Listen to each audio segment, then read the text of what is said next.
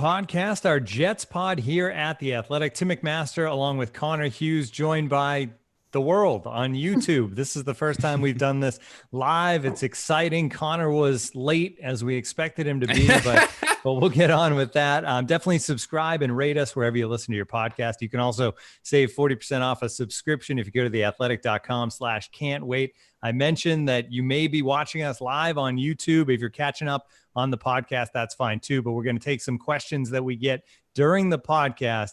But Connor, the whole discussion between me and Marissa leading up to this podcast was, is there any chance Connor actually gets on at 10 a.m. to start this thing on time? It's now 10:18 a.m. because your coffee brewed slowly or something like that? No, this is just my life. I don't know why. Like it's how we're like, I guess my cover's blown because, you know, when we do it audio, no one knows that the fact that every single time we sent this time and it's always like a normal time, like 10 a.m., 11 a.m. And without fail, every single time I'm showing up at 10:03, 10:04, 10:05. And while we're starting this recording at 10:18, we were in place. We just had some technical things we had to work out and all that stuff. But yeah, no, I'm quarantine life. I've kind of just become now overly obsessed with coffee and changing it up. So like I know one of my favorite local spots in Princeton that I go to all the time. It's like Small World Coffee. Our Whole Foods sells it. So I go and I get those beans, but I've been out. So I'm like, I haven't had a chance to go to Whole Foods again. So I've been going to ShopRite trying to find new kinds of coffee. I found this thing called Pete's Coffee, which I've never had before. I don't know if you guys St. Louis. I think Pete's Coffee is from St. Louis. Okay. Yeah, it's not bad. It's fine. I mean, I don't think the Small World's like my favorite because you get the beans, you grind them up. I'll do like French press without all that stuff. But yeah, I'm a big coffee drinker. I have my coffee. I'm be ornery and cranky. And this whole time I'm just going to be yelling and screaming and getting mad at everyone. So yeah, I got the coffee now. We're in place now. I'm set. We're ready to go. And day before the draft, we'll talk some football. Yeah, and we want to get your questions, so get them in. You can ask them on Twitter to Connor or just in the comment section right here on YouTube if you're following along. We'll get to that later in the show. This is fun. Basically, the reason we've been able to do this is because it's something we didn't really think about too much, but you spend so much time during this time on Zoom, in Hangouts, doing all these different things video-wise, and we thought, hey, it's easy enough to do it now that we have to know this technology just because of our lives. Let's do the podcast this way. So we're going to give it a go, and hopefully you enjoy it. Connor's mustache. You like that? I was waiting for it. Marissa's big mug of Maryland coffee, and we're ready to go. And the fish. And the fish. The fish in the background, of course. Yeah, sometimes you can hear them on the podcast, but now we can see them. So yeah, I like it. Now we also have Marissa now involved in it as well. I kept telling her like we had to get her like more involved, like Baba Booey on the Howard Stern show. She like our Baba Booey never talked, so now Marissa's involved. She's gonna be monitoring. She's gonna get in the questions. And like you actually made the good point about the fish. Now the little the sound effects that the bubbler and all that makes. We've got that'll actually be visual. So now people aren't just like, what, are you in the ocean? Like all that. It's like, it's actually visible now. And so is the mustache, which I might say it's gotta go soon. But I made a bet with my friend when this quarantine started. I was like, you know, I'm going to try to fight off going on like if the draft comes. And like, that's the time when like I could have to do TV, which if TV comes up on draft night, it's gonna be like, all right, I got to shave the style. I can't go on with that. But we've reached the point now where like I have to wear a hat because my hair has looked so much like a mushroom that it's just big and horrific. I'm like, I don't want anyone to see me like this. I don't trust my fiance enough to cut my hair yet when I could potentially have to go on TV tomorrow for the draft. So I'm like, all right, we're just going to have to bunker down and go with this. But look, I don't know. I'm back and forth. I have days where I look at the mustache. I'm like, you know what? That's a thing. You're going to make this your thing. And other days where I'm like, no, this has got to be a quick one. But my friend is also, he made the bet where he's not shaving until the end of quarantine. I have like all these patches where I can't grow a beard. So I'm like, I'll go with the mustache. I'll see how big I can get the mustache going. Yeah, let's get tell us what you think, Twitter. You know, get out there. Please don't. Please don't. You can leave that one out. Screen grab if you're watching on YouTube, all that stuff. So we're going to get into the draft. The Athletic actually had a virtual draft on Tuesday. All the beat writers making their picks in the first round for their team. So we're going to get into that a little bit, tell you how it turned out for the Jets. We'll talk about Jamal Adams as well. I guess big news nationwide, though, Connor, that we should touch on at least. First Tom Brady and now Gronk. It's kind of news because it happened yesterday, but New England South is forming in Tampa. Yeah, we actually were joking about Dan Duggan, who co-hosts the Giants podcast. I'm in a group chat with him and Elliot Shore Parks, who covers the Eagles for WIP. The three of us all work together kind of sort of kind of like began our professional NFL covering career at NJ Advanced Media, NJ.com. We were actually all talking about that. Like, imagine being the Bucks, right? I mean, I know they had that one Super Bowl title, but for a while they've kind of just been like an okay franchise. You know, they don't draw like insane numbers of crowd. They're always there. You know, sometimes they have a couple good years, but they haven't really been good since like the John Gruden era, and even then that ended so sour. And all of a sudden, the football gods just come out of nowhere and hand you this. I mean, you get the best quarterback that has ever lived. And then all of a sudden, everyone just starts coming. And the Gronkowski thing is just icing on the cake. But I'm curious how that's going to work out for him, because if you've seen Gronk lately, he's thin, right? And I mean, he's got to add weight. Yeah, and I actually remember talking to Henry Anderson, the Jets defensive end, because when he was before the Jets traded for him, when he was in Indianapolis, he played in a 34 defense. So he was a 34 defensive end. So he was bigger. Like, he had muscle. He was bigger. When that new coaching regime changed over, they switched to a 43 defense. So Henry lost a bunch of weight to play 43 defensive end as opposed to 34 defensive end. Well, then when he was traded to the Jets, he went back to a 34 defense. So the weight that he had lost, that like 20 something pounds that he had lost, he had to put it back on. And he was saying that it's not fun. Like, gaining weight when you're trying to gain the right weight isn't something that's enjoyable. So he's like, dude, I was like, oh, what is like burger, pizzas? He goes, no, dude, it's like absurd amounts of chicken. He goes, it's eggs, it's protein shakes. You're just constantly eating and you always feel like you're ready to basically throw up. So it's not going to be super, super easy for Gronk to just go back from, I mean, he looked like he was like 220, 230 to getting back to that like 260 weight that he played with when he was just the most physically imposing tight end that I've ever seen play the game. So I'm curious how it's going to work, but no, I mean, look, if you're the Jets and if you're Jet fans and if you're all this, it's been a pretty good offseason, because not only did you watch the Patriots lose the quarterback that has really been a thorn in your side for the last 20 something years, pretty much basically 2 decades, that now the tight end that had retired the year before is now not only back, but spurning the Patriots, saying, trade me to someone else because I want to go play with Brady. So it's going to be fun watching that group play though together, because, you know, the one thing you can say about Tom, as good as Brady has been, really since that undefeated 2007 season when they lost to the Giants, there hasn't necessarily been a year where his offense from a playmaking standpoint was loaded with playmakers, right? I mean, he kind of always made do with guys that were out of nowhere that you would come in. He always had Gronk, which was big, but he never really had like the elite receivers. Well, now he's got Mike Evans, who's arguably one of the best receivers in the NFL. He has Chris Godwin, who is one of the best receivers in the NFL. And now you get Gronk, where if he's even 80% or 70% of what he was when he stepped off the field the last time, he's still a top 10 tight end. So it's going to be fun watching that Tampa Bay team work, especially too, considering Bruce Arians is out there, who I think is one of the best offensive minds in the NFL. Yeah, and for the Patriots, you mentioned he spurred the Patriots, but honestly, I would think Bill Belichick is probably like, yes, we would rather you not play here next year. Let me move up my 7th round pick into a 4th round pick and see what we can do with that. So we'll see. The Patriots basically get kind of an upgrade in the draft because of a player they thought was retiring and trading him away. So definitely interesting. And that influenced the draft a little bit. Not so much Gronk, but Brady to Tampa Bay influenced the Athletics draft. So let's set you up, Connor. You had the 11th pick, of course, like the Jets, but this is how it played out in front of you. And this is actually going to be available on YouTube at some point as well. And probably the audio side too, the full first round at the Athletic. But number 1, Joe Burrow, no brainer to the Bengals. At 2, Chase Young, no surprise there. He goes to the Redskins. Jeff Okudah goes to the Lions at number 3. It was kind of chalk what people expected at this point. The Giants had their choice of all the offensive linemen. They end up going with Jedrick Wills from Alabama. Joe Judge, of course, the connections to Nick Saban. So that one makes a lot of sense at number 4. At 5, the Dolphins take Tua. Then the Chargers go with Herbert at 6. So quarterbacks at 1, 5, and 6. And then Carolina gets Derek Brown at 7, the defensive tackle out of Auburn. Arizona goes with Isaiah Simmons, who kind of drops a little bit, the linebacker from Clemson that can do so much. So the Cardinals had to be thrilled. Scott Bordeaux making that pick for us at number 8. And then Tampa Bay trading up to number 9, and they take Andrew Thomas. So here's the run on linemen. The tackle out of Georgia goes number 9. Cleveland at 10 trades that pick to the Dolphins, who are looking to get some protection for Tua, and they actually go with Tristan Wirfs the offensive tackle out of Iowa at number 10. So then it goes to you at number 11, and there's only one lineman back on the board. So is it Mekhi Becton, or do you go with one of the receivers? And you went with, I think, the wise move.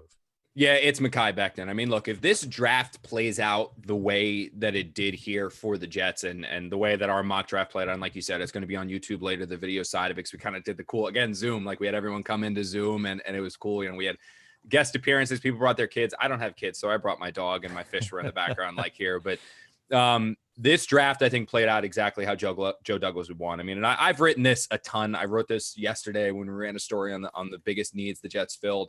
Look, they need a number one receiver. They need someone that Sam Darnold can grow with for the next 6, 7, 8 years. His go-to guy, you know, the Jerry Rice to the Joe Montana. I mean, that's what the Jets need to find at some point here. But that doesn't matter if you can't protect the quarterback. And it doesn't matter who's outside left and who's outside right and who's at the X and who's at the Y. If you don't have a team, if you don't have essentially a front five capable of giving the quarterback enough time to find them. And the thing that I always go back to with this, and I don't think it's talked about enough, is that Sam Darnold's kind of already received the brunt of the negativity from getting hit so much. And you think about his rookie year, an excess of hits and late hits not late hits in terms of illegal hits, but just getting hit, you know, later on in the play because he's got to hold the ball and all that fun stuff. But led to the foot injury that cost him a chunk of time his rookie year. Everyone talks about the mono, but Sam Darnold, from taking hits, had to deal with a thumb injury, which then required off-season surgery because he took so many hits. The Jets need to stop getting their young quarterback beat up, because it is not a good sign when through year 1 and year 2, he's already missed time with injury or had to deal with surgeries and all that. You look at some of the most reliable and stable quarterbacks in the NFL. Look at Eli Manning. How many surgeries has he had throughout his career? How many games did he miss? Well, no, a good portion of that was the very beginning portion of his career. The Giants did a good job of surrounding him with talent. They went out there and they signed Kareem McKenzie, the old Jet, on the right side. They added Sean O'Hara. They drafted well with David Deal, Chris Snee. I mean, they were able to put good players around Eli Manning to protect him, to help keep him upright. Yeah, he's a durable as hell guy. He's strong, but still, they gave him a good offensive line for the very large portion of his career before things kind of derailed late there for him. So I think that's what the Jets need to do. And if they're going to be able to get Mekhi Becton, a guy who is as physically talented as he is massive. I mean, what's the guy, like 6'7", like 3? I mean, he's a huge, physically imposing guy. He's athletic as hell. He's fast. That 40 time. You do not see human beings that big, and you do see even less human beings that are that big run that fast. So he's athletic. He'll fit perfectly within Adam Gase's offense. He'd be able to do so many of the things that Adam Gase wants from his offensive line with Mekhi Becton. And I know that one red flag that's around him right now is that he maybe tends to be a little bit lazy. He had that reputation sort of in Louisville that was a problem. He did have a drug test flagged at the NFL Combine. That's a concern as well. But I think that those drug tests, if that's marijuana, it's a lot less concerning than what it was now with the new collective bargaining agreement, where obviously you don't want a guy that is just going to be out there smoking all the time and taking the field when he's not in the right state of mind. That's obviously not what you want, but it obviously is a lot less conducive to drafting someone as it had been in years past, where you suddenly were talking about suspensions and all this crazy stuff that was going to come with a positive drug test for marijuana. So I don't think that's as much of a concern, but I think that if the Jets can somehow get this guy, it'll play out pretty well. And the one thing that I liked seeing happen in this mock draft, because yesterday was the day that I made, actually in lieu of this podcast, this is the day that I made a call to the vast majority of the sources that I have within the league, and basically just said like, hey, look, I've heard this, I've heard that. Have you heard this? Have you heard that? What have you heard about the Jets? Are you looking for this? Have you heard that? Blah, blah, blah, blah, blah. And one of the things that and this is going to come on a story later today on The Athletic, where we're doing a giant notebook basically on everything that I've heard from talking to, the dozen or so people yesterday, and just dropping it in a notebook and saying, here, this is the rumors that are happening a day before the draft. This is what's going around. The two things that I heard is that one, it sure does look like the Giants are going offensive tackle at 4. I mean, that's going to be something that they're going to look to do, is that they're going to go offensive tackle. No one has any idea of what offensive tackle is going where and where those offensive tackles are going to go, right? Because they think that it could be, Wills first, Becton first, Thomas first. One thing I did hear is that a lot of people have been, and I've been one of them, where I've kind of said like, oh, there's a gap between the top 3 tackles, Willsworth, Becton, and then Thomas. I heard from a couple people yesterday that's not necessarily the case, and that for some reason Thomas has kind of fallen back on people's the mock draft analysts boards. But the reason that he's fallen back is just because he's been under the spotlight for so long that he's been considered the consensus top tackle really since the beginning of the college season, that everyone had talked about him so much that they started talking about everyone else, that people just kind of started saying, oh, well, these people are so much better than Andrew Thomas, when that's not necessarily the case, that Thomas is still way up there. So there are a lot of people, actually 2 of the people that I talked to believe that Thomas will be one of the first or second offensive tackles off the board still. And the talent evaluators around the NFL value him a little bit higher than people are getting the sense of. But aside from that, the run on quarterbacks is one thing that will impact what offensive tackle is there for the Jets at 11. But the other 2 things, and it's actually exactly what played out today, is the trading up by the Miami Dolphins and the trading up by the Tampa Bay Buccaneers. I had that said to me by 2 people yesterday about Tampa Bay trading up, and I had someone else telling me about Cleveland wanting to trade back and who's going to want to trade up for him. So I heard Cleveland wants to trade back. That's their goal. Miami then moving up, like happened in our mock, to get protection for their young quarterback that they're going to draft. That was obviously a big thing that happened in our mock, and I think that's probably something that's very realistic, that they're jumping the Jets. And the other thing, obviously, is the Tampa Bay Buccaneers looking for a left tackle to protect Tom Brady, which I thought made a ton of sense, moving up there to jump the Jets. And the Jets are that team that everyone knows they want an offensive tackle. And from talking to people yesterday, I am almost certain that the number 1 player that they are going to take at number 11 is going to be an offensive tackle, unless all 4, not 3, but all 4 are gone. If all 4 are gone, then the Jets obviously can't take an offensive tackle. They'd have to trade back if they wanted to do that. But I'm almost certain that the Jets are going to go with an offensive tackle after talking to people yesterday. A lot of people around the NFL are almost certain the Jets are going to go offensive tackle. So that's why you're going to start to see teams try to move up there to 9, try to move up there to 10, to jump the Jets at 11 to get those tackles if 1 or 2 of them go, to make sure that they get their guy. Now, where things get wonky is, okay, are the Arizona Cardinals. Like in our draft, they went with Simmons. Am I right? I think I remember that correctly. Yep. The Arizona Cardinals go with Isaiah Simmons, 8. The linebacker. The Cardinals are a team that is kind of in that wide receiver offensive line mix. They were a team that because I started talking to people saying, all right, so where are the tackles going? Like, where could you see the tackles going? Miami was one that I heard if they were to trade back. Tampa Bay was one trading back. The Giants was one I heard trading back. And that wild card is Arizona, because obviously if the Giants go with one, the Giants go with an offensive lineman, that means they're not taking Simmons, which then means, okay, well, what happens there? Do you go, is Simmons now suddenly start to fall like he did here to the Cardinals, and the Cardinals take him? Do the Cardinals still go with the offensive lineman to protect Murray? Because if the Cardinals go with an offensive lineman, right, if the Giants take an offensive lineman, which is what's expected, they can't trade back. They're not going to be able to trade back. They're not taking Justin Herbert. That's not happening. If they take an offensive lineman, right, the Giants go offensive lineman, then Cardinals go offensive lineman. Well, suddenly 2 of the top 4 guys are gone. And now if you still want Tampa to come up, if you still want Miami to come up because of how many first-round picks they have, because they now want to get an offensive tackle to protect their young rookie quarterback, the Bucs want to get one to protect Tom Brady, you now have 2 teams that are trying to get a trade up and try to jump the Jets. The Browns are interested in moving back. There are other teams ahead of the Jets that would be interested in moving back. And that's the situation that could come to fruition, where all 4 offensive tackles are off the board before the Jets pick. I never really thought it was possible, but when I started talking to people, and I see, here's the thing, I never considered people trading up for an offensive tackle. That's something that was never on my mind. I never thought, oh, a team's going to trade up and jump the Jets for an offensive lineman. Well, I was like, oh, no doubt. I mean, you could have the Cardinals go 1, the Giants go 1, the Browns go 1 to protect Baker, and then obviously number 4 is there to the Jets. Well, if both the Giants and, like I said, if both the Giants and the Cardinals go offensive tackle, which is very possible, and then you have 2 additional teams trade up to jump the Jets, suddenly all those are gone. And I did have someone telling me last night, because I reached out, I saw a rumor making the rounds on Twitter about Jerry Jeudy's knee or something like that, about Jerry Jeudy has an undisclosed knee thing that's going to cause him to drop off boards, and some teams don't even have him on their first round board. I saw that like getting retweeted a ton. So I reached out to 2 people that I really trust. One NFL executive, another agent that's pretty well plugged in. Both of them said they had not heard that at all. So the NFL executive had not heard that at all. It's his job to know that. He had not heard it at all. The agent had not heard it at all. That doesn't mean it's not true. It just means that maybe it's not as public as, maybe that person says, I don't know. But from what I heard, that's not necessarily the case.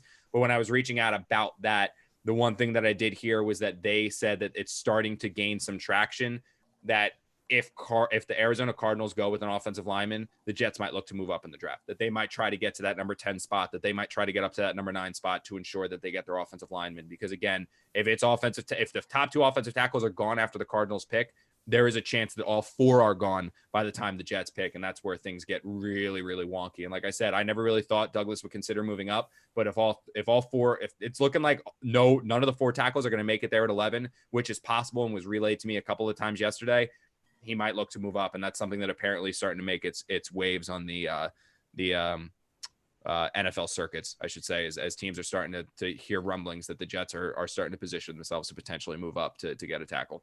That would be a killer as far as just the rebuild overall, having to give up picks to move up a couple of spots when you didn't think that would be necessary. One thing that's interesting, though, if say it plays out for the most part like and this is why mock drafts like this, where you have different writers representing each team making the picks. It's fascinating. That's fascinating because it's real.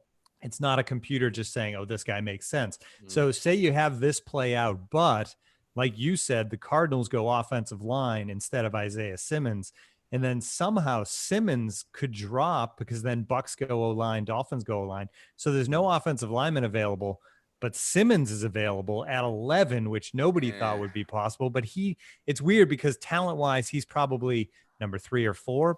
But for the Jets and what they're trying to do, he doesn't really fit that well, I think, because of what the strengths of this defense right now are what he does. So it would be a terrible way for it to play out for the Jets to have a guy with that much talent at 11, but them just thinking, oh, but we really needed one of those offensive linemen. Now, one other thing from what you said that helps in from this draft, the fact that the Dolphins move up to 10, they take Wirfs because Wirfs has played on the right side, and they have Tua, according to this mock draft, who's the lefty quarterback. So they could leave him on the right side to protect the blind side for Tua, and that allows Becton, who some people think is the best guy in this draft. Granted, he's kind of the big boom or bust guy because probably has the highest ceiling, but there is some potential because of that laziness that he could be a bust. But I think that plays out well for the Jets if that happens, because I would imagine, look, just thinking of the Jets and Douglas, Becton is not ranked 4th among these linemen in their minds.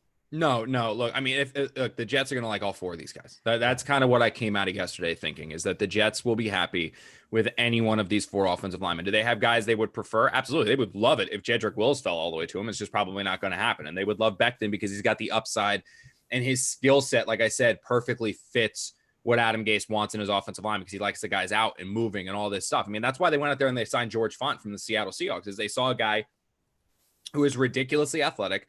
And like when we talked to Joe Douglas on a conference call not long ago, not the one 2 days ago, but the one previously before that, when he was talking more about free agent signings, he said that Font's athleticism is tailor-made for Adam Gase's offense. And that's what he wants, is he wants somebody who has that kind of a skill set. Well, Becton, like Wirfs, but Becton especially, has that athleticism, that size, that speed, that strength, and he just needs coaching. And he's a young kid. I mean, he's gonna mature. You would think he would mature at least, and I think that he would be a guy that the Jets would absolutely adore. If he fell to them, they would be fine. But at the same time, I think they would be fine with any of these guys. They realize that they need a left tackle, and I think that this is kind of one of those things when they signed George Font, when I started piecing a little things together, I was like, I honestly kind of think how this is going to play out is that the perfect situation for the Jets, or the one that they would love, is if they go out there and they're able to draft one of these offensive tackles, be it Thomas, be it Becton, be it Wirfs, be it Wills, and then they put that guy on the left side. That's your day one starting left tackle. He's your guy. And then you can take George Font and slide him over there at right tackle with Chuma Daga, and have those 2 guys compete for the starting right tackle spot, because they want competition and they want all that stuff. And again, I think the thing about Chuma Daga that a lot of people need to realize is that I know he didn't have the best rookie year. He was kind of sort of a little bit of a developmental project. And when the Jets went south, and the Jets went pretty sour in that 1 and 7 stretch, I think is what they started, but they actually gave Chuma the starting job after the bye. They realized, they were like, look, we're not bringing Brandon Shell back next year. That's not happening. He's not going to be our starter. Let's get Chuma some reps now. Let's get him in there and let's start his learning curve now, because the lumps that he's going to take as a rookie are going to benefit him moving forward. This is a guy that they believe has all of the tools to make it in the NFL. They love his size. They love his strength. They love his athleticism. He just needs to want it. He needs to come into this building whenever the building reopens, thanks to the pandemic, and the Jets are actually allowed to get in the building and work again. He needs to get into the building and he needs to say, screw this, man. I'm going to be the best right tackle on this team and I'm going to win it. If he wants it, his athleticism will follow because he has all the traits and all the skills in the world to be a dominant player. But if the best way to bring that out of a player is have him compete for it. And the way that he can compete for is with George Font on that right side. So this is going to be interesting tomorrow, man, because I think that a lot of people, this draft can change and switch and turn and all this crazy stuff. Really based within those like 3 through 7 picks, because if maybe if the Giants pull a total wild card and they are able to trade back, someone goes up, who knows? I mean, but the one thing that I will say, Tim, is though, you kind of mentioned, is that if Simmons does fall for some weird reason to the Jets at 11, I don't necessarily know, because if he gets past the Cardinals at 7, the Falcons want to trade up for some, like they have made this so known to everyone in the world that they are interested in trading up in the draft. Simmons is a guy, I think they want a corner. From what I heard yesterday is that they want to go up for one of the corners. They don't think they're going to get the kid from Ohio State, who I still can't pronounce his last name, because a lot of people believe he's going to the Lions. The Lions are going to take the corner from Ohio State. Henderson, the kid from Florida, is a guy that's skyrocketing up draft boards. I heard a lot of people, the corner from Florida, I heard a lot of people say that he's the guy that the Falcons like, that they would love either the Oka. I'm not even going to try. I can't. I'm so glad the Jets aren't going to draft him, because I know I would screw it up all the time. But I know that the Falcons would love to have him, but they realize that's probably not possible because the Lions are going to take him, that they would love to trade up from the kid from Florida. But if Simmons starts to fall, it wouldn't totally take me by surprise to see that be an option for the Jets, for the Falcons to trade up, move to that Jets spot, get Simmons, and the Jets to move back to a position that maybe they can recoup an extra draft pick either in 2021 or 2020. Then they can get the receiver, and maybe if they get a second round pick again, they can come back in to get an offensive tackle at the end of the first round. But obviously the worst case scenario for the Jets in this draft is all 4 tackles are gone. And I think that's why you're starting to hear that they're positioning themselves to potentially move up in the draft if that plan looks like it might start to happen. And I don't think they have to go up too far. They would just basically have to go from 11 to 9 or 11 to 10 to just basically trade up to prevent a team from trading up and jumping them is what they would have to do. And I think they have the means to do it if they want to. And I think that that's something that they would probably look into doing. Absolutely. Because again, they have to come away with an offensive tackle here, because while there's not much of a difference between Wills, Wirfs, Becton, and Thomas, there is a massive gap between Thomas and whoever you want to value, whether it's Austin Jackson or someone else as the 5th offensive tackle. There's a big gap there. Like there's the way the quote that was described to me yesterday was, there is a massive drop between Thomas and the next tackle. So we have more stuff in the rundown, but we've gotten such good response here in the comments section, Connor, that we're just going to throw out the rundown and let the So that's working. The comment. I don't have that thing. I'm afraid it's going to start. I'm afraid that if I click on the YouTube link, I'm going to start hearing echoes. So I'm not doing it, but it's working. So we're getting comments and stuff like that. Some live. So we're going to throw out the rundown and let the viewers kind of run the show from here on out, because plenty of stuff about your mustache is in there. So no, is there? So Marissa, go ahead, lead us through these comments. Yeah, so we have a lot of good stuff. I will say, Connor, Doc Ad said, seeing Connor speak this much in person is even more impressive, mesmerizing / scary than just listening to him on the pod. And Rich said, this is pretty cool. You should do this more often. So awesome. Thanks for the comment. Really like it. Lots of stuff about Trent Williams. We'll get to that. But first, Henry Freeman wants to know, is it plausible to get picks from Dallas for Jamal Adams? Okay, so here's I kind of figured we were going to Jamal we Adams. We got to talk Jamal Adams. Yeah, I know. And it's like, the thing about Jamal Adams is like, if the Jets are going to trade Jamal Adams, and this is the same situation that was around during the NFL Combine, and it was that, or not the NFL trade deadline, I'm sorry, is that Joe Douglas needs to be blown away by an offer. He realizes, as he said on the radio, I believe it was ESPN radio yesterday, as he said, Jamal Adams is a core player. He's a terrific player. As he said at the NFL Combine, he wants Jamal Adams to be a, quote, Jet for life, unquote. That's what he wants. That's what Joe Douglas wants. That's what his goal is. That's what he's trying to make happen. In order for that not to happen, in order for him to say, fine, we're going to let Jamal Adams go to the Cowboys or the Ravens who are in on him or any other team that would potentially want him, he needs to basically be blown away to a point where he's like, Jamal's a hell of a player. He's a difference maker on defense, but we can't turn this down. And that package of picks last year, I think was my memory serves me correctly, was a 1st and 2 2s is what he was asking for last year. That is a ridiculous haul. That's insane. If anyone gave up a first and 2-2s for Jamal Adams, everyone has to take that. That is a ridiculous. I mean, you have some quarterbacks that wouldn't fetch a 1 and 2-2. So that kind of tells you how much Joe Douglas was valuing him. That evaluation didn't go down. I mean, Jamal Adams finished the year as an all-pro. So, I mean, he only got better as the year went on. He did what he did with the sacks and the difference maker. So, again, it's the same thing. He needs to be convinced. So, is it possible? Yeah, technically, it's possible for a team to offer this.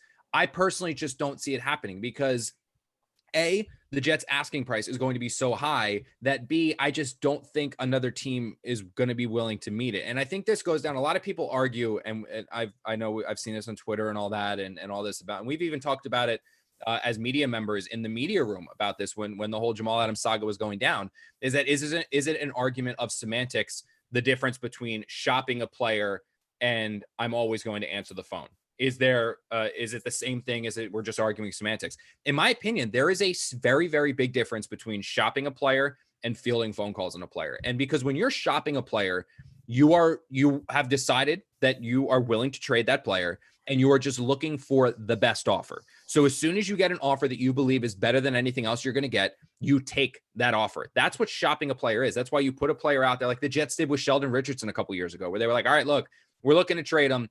Who's going to trade him? What's going to be our best pick? They got it from the Seahawks. They dealt him away to the Seahawks. That's not what the Jets are doing with Jamal Adams. The Jets are basically saying, like, look, we love this kid. We want to extend this kid. We want to give him a big contract.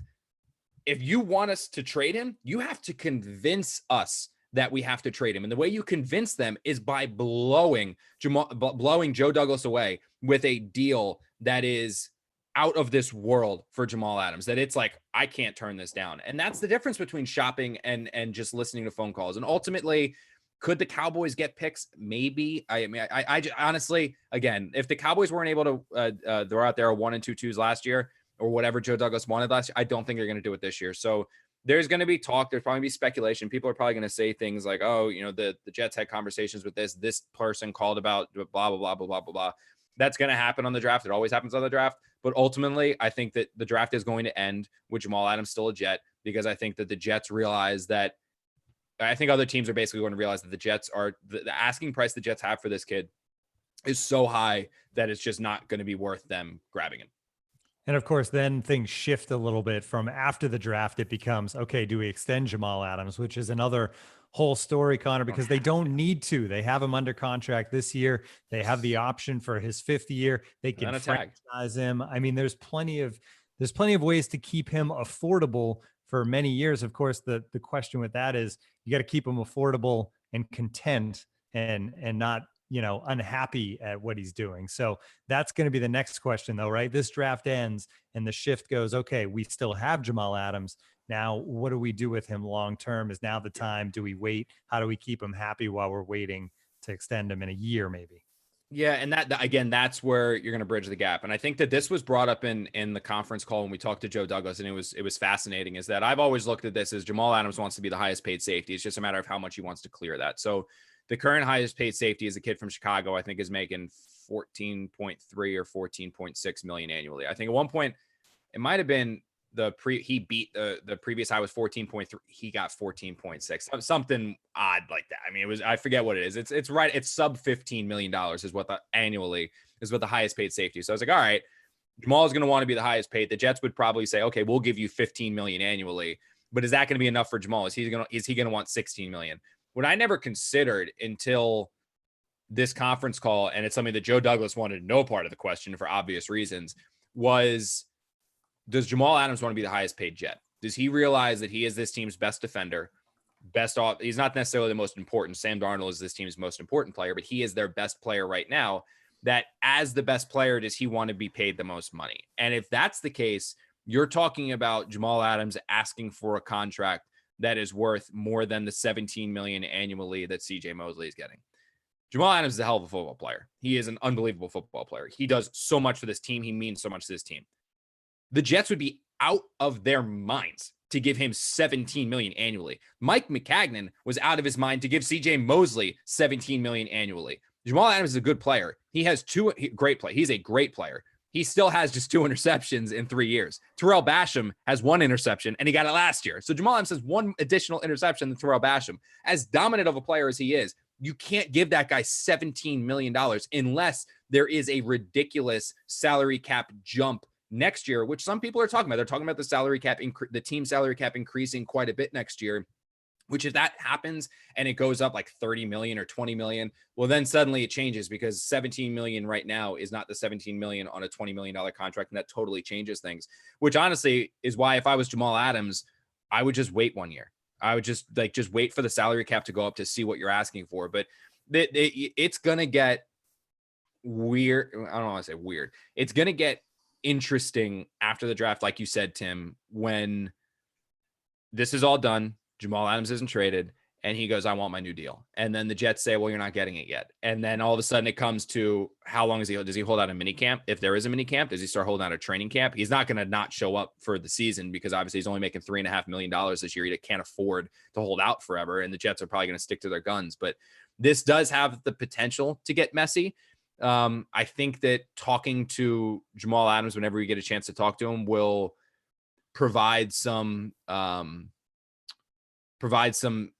extra clarity on how he's feeling specifically. If this is just kind of like the initial, hey, I want new money, so I'm not showing up to voluntary OTAs, but I'll be back for when it's mandatory, or if he's really going to stick his foot in like pretty much dig into the sand and say, pay me or trade me. And if he's going to say, pay me or get rid of me and trade me to somebody that's going to pay me, well, suddenly that's going to be interesting because everything we've seen about Joe Douglas to this point, everything we've seen with how he operates is that it's very smart. And he has money set aside to pay Jamal Adams. And he has money set aside right now to pay Sam Darnold. But one of the most valuable aspects of drafting a rookie and hitting on a rookie is that you have that guy under control for 4 years, potentially 5 years. Very few players get contract extensions when you're not a quarterback after 3 years. Very, very few players get it after 3 years. I mean, I went back and I looked. Jamal Adams' class, the only one who got it so far was Christian McCaffrey. Christian McCaffrey is the only guy and that was like 2 weeks ago. Yeah, exactly. Christian McCaffrey just got it, right? And then the 2 years before that, the only players that got it after their third year were two additional running back, not talking quarterbacks, were two additional running backs, and it was Todd Gurley and Ezekiel Elliott. Those guys, I mean, there's Jalen Ramsey was still waiting. Aaron Donald had to wait until I think his fifth year, right, for him to get his money. So it's normal. Players have to wait. So I think that Jamal wants to get paid for obvious reasons, but I don't think Joe Douglas is in any rush to pay him until after this season. I think after this season is when Joe Douglas, they'll start talking now.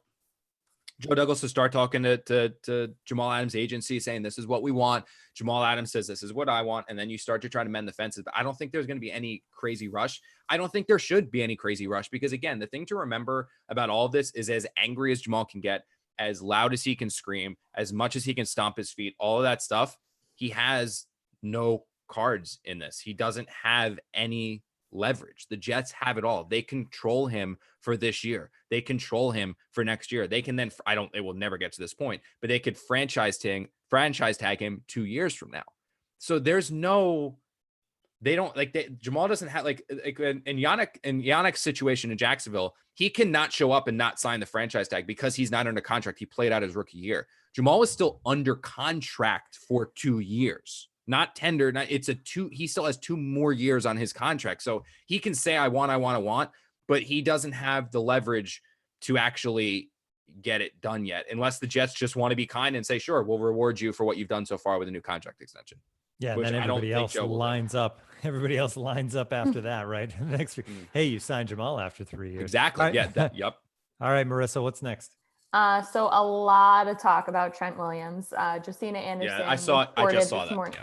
Yes. So come on, Connor. Everyone wants to know, could the Jets end up with Trent Williams? Everything I've seen, Connor, says multiple teams. So that's the question, right? Are the Jets one of those teams? Michael proposed a 4th pick and Trent for the Jets' 2nd round pick. What do you think? Let me send one note to someone.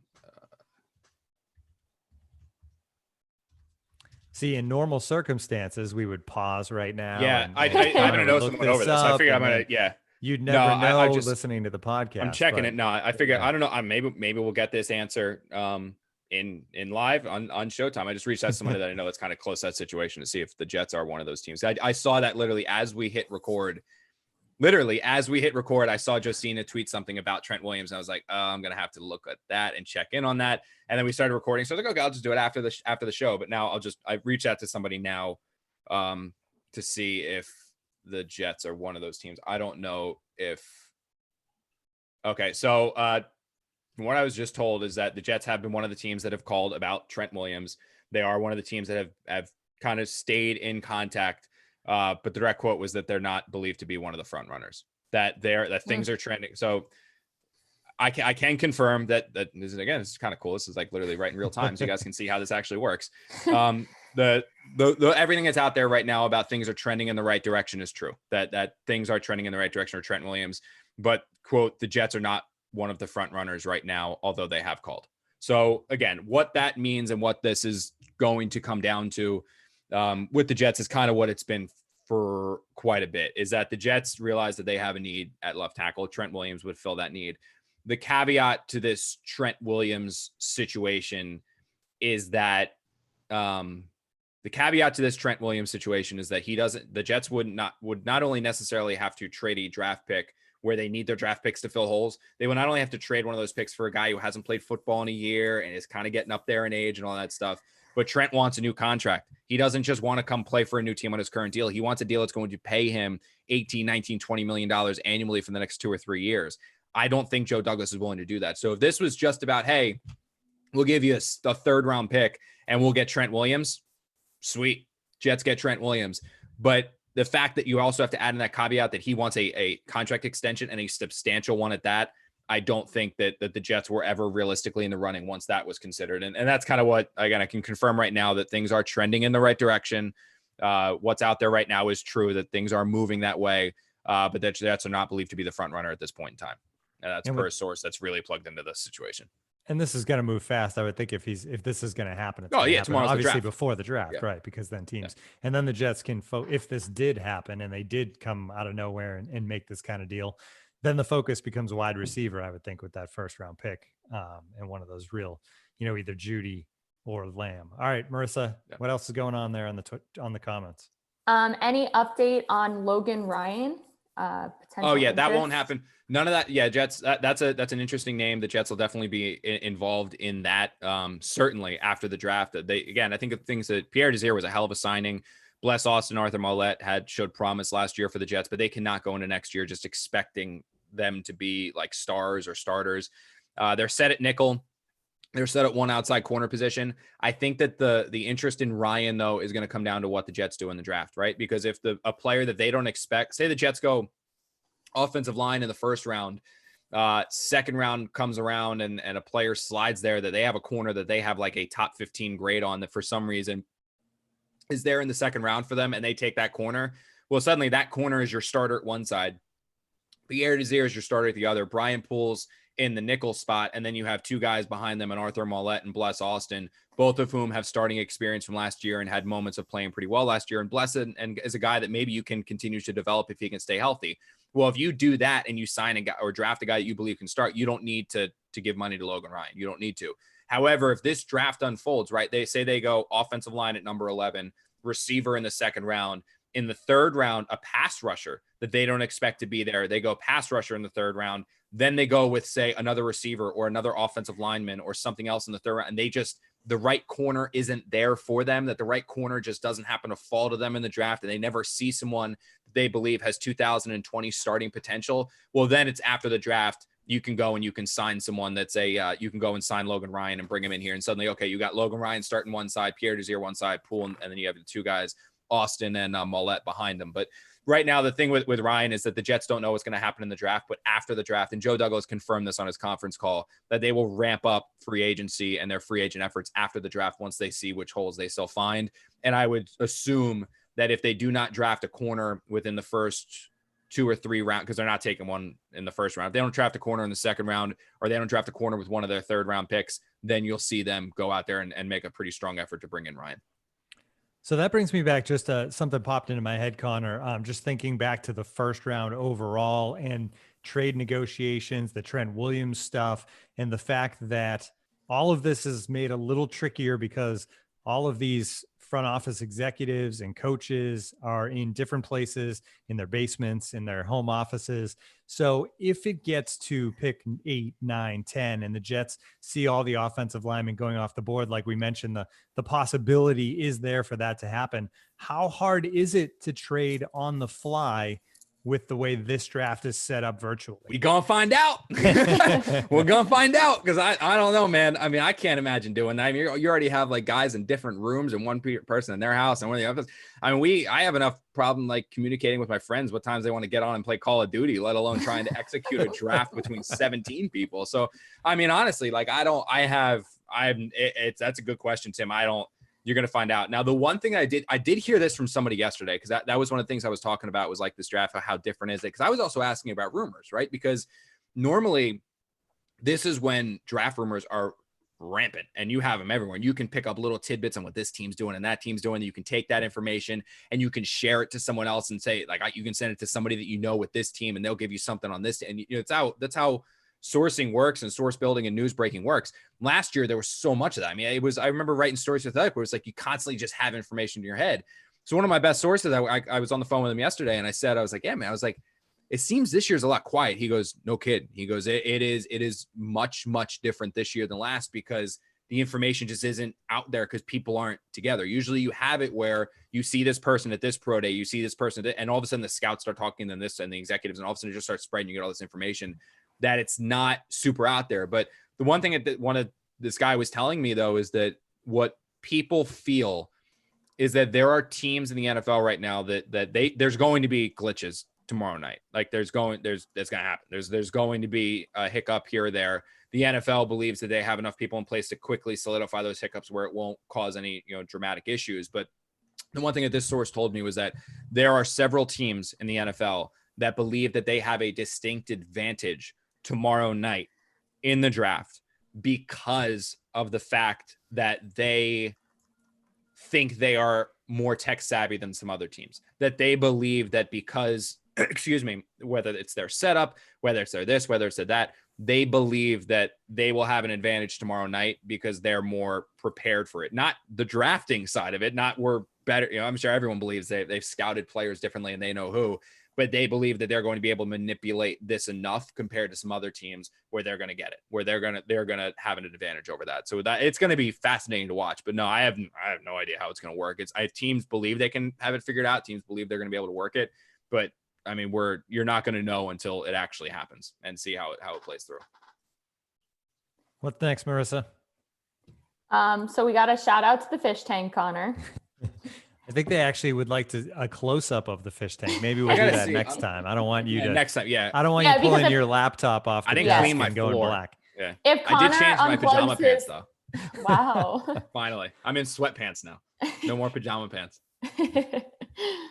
So Daniel has a bunch of questions about post-draft free agency, undrafted free agents, and if you think there will be a higher number of players entering the supplemental draft than usual, with the college season potentially in question. That's fascinating. I never thought about that. That would be good question, Daniel. Very good question. Yeah, I can check in on that for you if I'll make some calls. But I never. I mean, honestly, like tomorrow's the draft, so full steam ahead has been focusing on this year's draft, which was right after free agency. So this is kind of like a hectic time for information that I never really considered. I never really considered the supplement, but that's actually fascinating because, again, if a kid's losing his college year, why not just go pro now? Like, why not? Like why would you come back for a college year when you don't know if that college season is going to be there? You can just say, I'll enter the supplemental. I mean, you could have some studs doing that. Like you could really have some really, really good players. So that's a fascinating proposition. And not only that, but it's also would be fascinating to see how the teams would play it, because when you use a supplemental pick, if I'm not mistaken, the Jets haven't really used one too. I know the Giants recently used one on a corner. I remember Terrell Pryor was a supplemental pick. I think it's like if you use the supplemental draft happens, whatever pick you use in that supplemental draft, you lose it the next year's draft, right? So if you use your third round supplemental pick, you don't have a third rounder in the upcoming draft. So I'd be curious to see how teams use that means. It'll be very interesting to watch. That would not surprise me if that happens, but I think also we've got a little bit of a gap here to figure out what's going to go on with the NFL or with the college football season. But that's a really good question. That's a great question. I never even thought about that. After the draft, I'll look into it. I'll definitely look into that. That college season also it feels more and more in doubt just because we're starting to hear from college presidents that if the regular student body isn't back on campus in September, they're not going to just bring back the football team so they can play football games instead of empty stadiums. So when I heard that, it made me a little bit concerned for college football. Still hopeful, obviously months away and a lot can change. And it seems like the curve is being flattened here, but definitely concerning because you would think they're going to be ultra cautious when it comes to the general student body returning to campus. And if that needs to happen, then it's a lot of stuff to worry about college football. Go ahead, Marissa. Yeah. So we're getting a lot of good questions. So thank you to everybody who are submitting them on YouTube. Connor, what are you doing on draft night? Good question. Hang out in his pajama pants. Yes, it's true. I don't have to get a shirt and tie on anymore for the draft. I don't have to worry about any of that stuff. So basically I can tell you kind of the way the draft works because I've covered. It's actually kind of cool. I've covered every draft since 2014. So I was in college at the time when I covered my first draft. And when I got started in this field, I was covering high school sports for the Star Ledger. But the way covering high school sports for the Star Ledger worked is that you had the summer off. So because there were no high school sports in the summer, so you had the chance to do whatever you wanted. So I had sent a couple clips out to different like fan sites to see if I couldn't get an opportunity unpaid. I wasn't looking for money. I was in college. I was just looking for clips. To cover a pro team and potentially get a credential. So I emailed like 5 or 6 secondary outlets. My goal was to go Giants first because they were kind of closest to where closest to Monmouth University. Then I was going to go Jets because they were second closest to Monmouth. And then I was going to go to the Eagles because I'm from South Jersey. So the Eagles were like, I could at least cover them in the summer by easily getting there. And so I emailed like 5 or 6 outlets. I heard back from like Big Blue Interactive, SB Nation. Both of those places offered me a chance to get credentialed. So I was like, sweet, that's pretty awesome. And I remember doing this like before the summer because I figured I would just do training camp and stuff. And they said, well, if you want to start writing now, you're more than welcome. And the draft is like in a couple weeks. So we'll send you to the draft. So like the Big Blue Interactive sent me to the Giants facility, the Quest Diagnostics training facility to cover like the first draft, which was Odell Beckham's draft or something like that. So I've covered in some capacity the draft from 14. Then I started covering the Jets. So 15 through present day has all been Jets after that first draft with the Giants. And the cool thing about it is that most teams operate it the same way, at least the Giants and the Jets do, and that all the media members get to the facility, the team's facility. You go into the media room.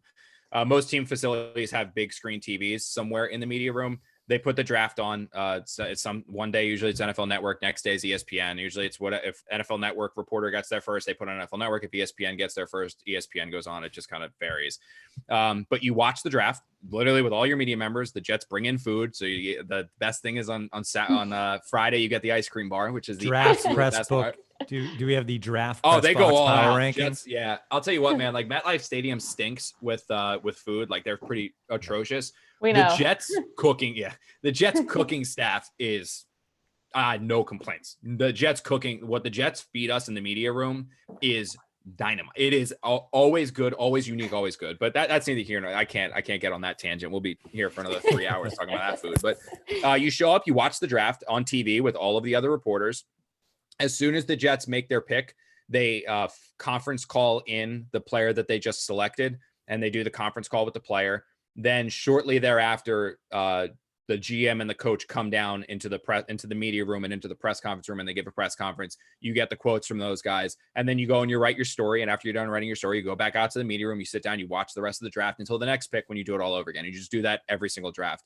On the days where there's multiple rounds, like on day 2 where there's 2nd and 3, and on the last day where there's 4 through 7, the GM and the coach come down at the very end of the draft, not after each pick, but at the very end.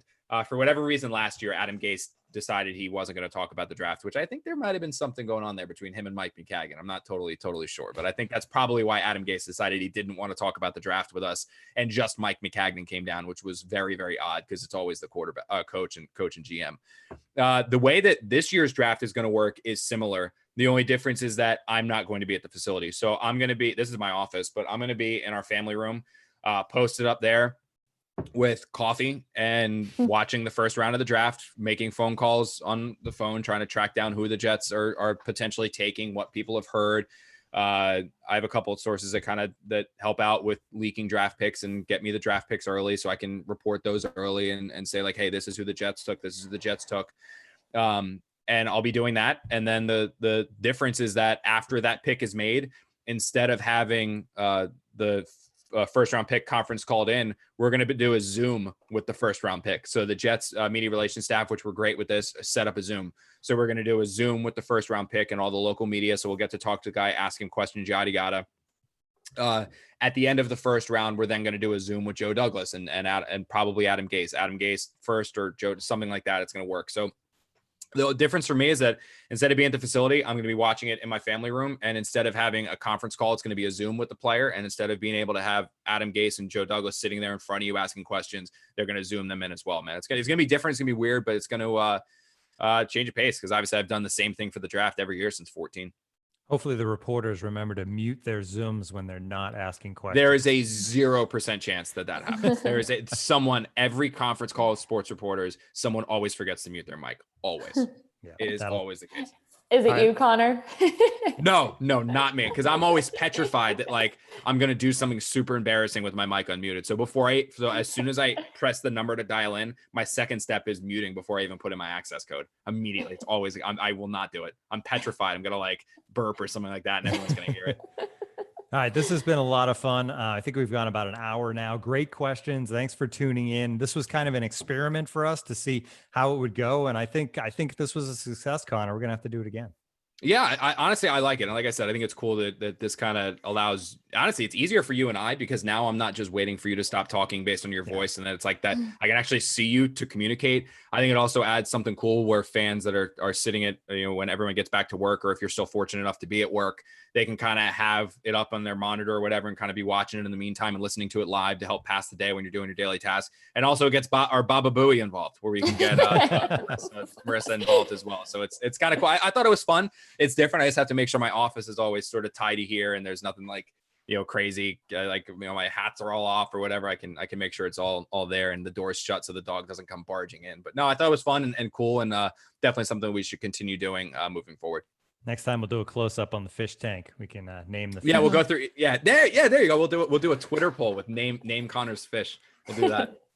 For more draft stuff, definitely check out Prospect to Pros on the Athletic Podcast Network. Dane Brugler, Chris Burke are going to preview the draft this week, and then they're going to do full recaps after round 1 on Friday morning, after rounds 2 and 3 on Saturday morning, and a full draft recap coming up next Monday. So great stuff coming up from them. You can save 40% off a subscription of The Athletic. Go to theathletic.com/the Can't Wait podcast. And obviously, if you don't already, follow Connor on Twitter at Connor_J_Hughes. And the draft we talked about, the Zoom Athletic draft that took place yesterday, will be available also. So keep an eye out for that on The Athletic. You can watch Connor make that pick with dog in hands. Yeah, so, Lucy made the appearance. Yeah. Thanks to Marissa. Great job, Marissa. Thanks, guys. This was really fun. And thank you to everybody on YouTube for all of your comments. This was awesome.